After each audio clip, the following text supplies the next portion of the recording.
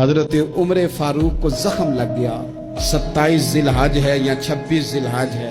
حضرت عمر فاروق زخم گہرا ہے.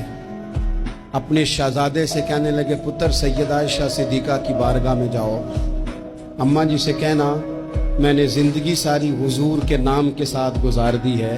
وہ جگہ جہاں آج گنبد خضرا ہے وہاں ایک حضور کا مزار ہے، ایک حضرت صدیق اکبر کا. تیسری جگہ سیدہ عائشہ نے اپنے لیے رکھی ہوئی تھی کیونکہ وہ ان کا حجرہ تھا نا، حضور نے انہیں دیا تھا. ان کی خواہش تھی ایک طرف میرے سرتاج ہیں، ایک طرف میرے والد ہیں، میں یہاں رہوں گی، قیام کروں گی.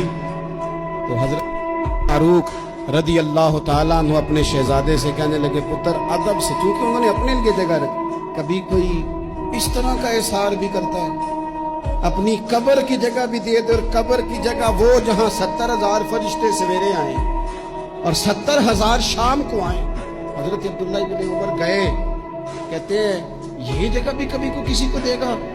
لوگوں کے دلوں میں خیال تھا. جناب عبداللہ ابن عمر کہتے ہیں میں نے جا کے حضرت عائشہ صدیقہ سے کہا اماں جی والد کو زخم لگ گیا، وقت آخری لگتا ہے. سیدہ رو پڑی، کہنے لگے میرے ابا جی کی خواہش ہے کہ میں نے حضور کا غلام بن کے اور ابو بکر صدیق کا مشیر بن کے وقت گزارا ہے. اگر مجھے وہیں جگہ مل جائے حضور کے قدموں میں تو این سعادت بزور بازو نیست، اتنی بڑی سعادت کیسے اور ملے گی. حضرت عائشہ رو پڑی، کہنے لگی یہ بخاری میں موجود ہے.